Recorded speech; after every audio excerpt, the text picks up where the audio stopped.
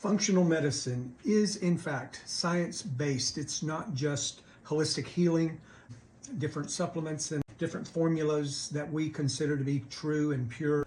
But there is a lot of science behind functional medicine. So when I was first diagnosed with cancer, even before that, I got this blood test right here. You can see that. I'll put that in the description. But this is the blood test that I got. And you can see just all of the different markers that the blood test goes through. And this is only a portion of the blood test. I just wanted to show you guys.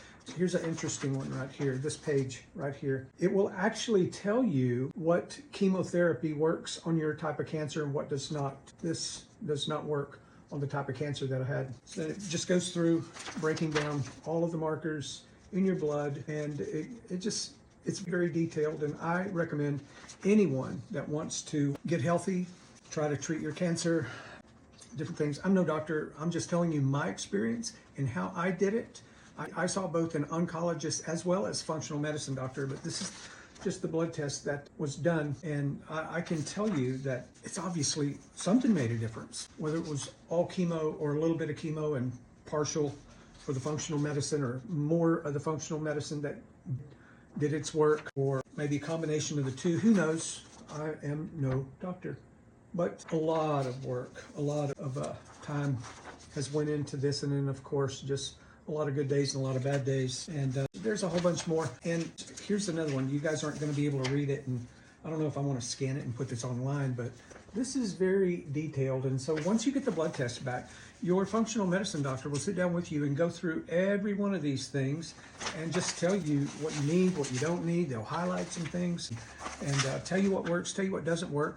But functional medicine doctor was definitely the direction and the pathway that I chose as a primary treatment for myself. Yes, I did do the chemotherapy. And once again, I can't weigh out what worked and what did not work, what worked best. You go through your journey, get professional help, get someone that knows what they're doing, what they're talking about. Just don't listen to the internet, and I think it'll make a difference in your journey. I'll share this story with you. So I went to a local pharmaceutical company that really does a lot with the functional medicine, and we go in there quite a bit. I was visiting with a lady, and I shared my story with her on my cancer and my routine and different things that I was experienced and went through, and different things that I was taking through my functional medicine doctor. And she said, well, we had a customer that came in and had the same type of cancer that you had, that you experienced, and she was doing the fenbendazole and the ivermectin and methylene blue and a couple other things, but it didn't seem to work on her. And she was going to continue, but I kind of cut her off. And I said, well, did she ever get a functional medicine doctor? And the answer was no. And the woman had already passed away, so God rest her soul. However, would it made a difference had she had a functional medicine doctor and just didn't listen to the internet, and she actually got blood work done and it revealed a lot of things that she could or could not take, or different things like that? Who knows?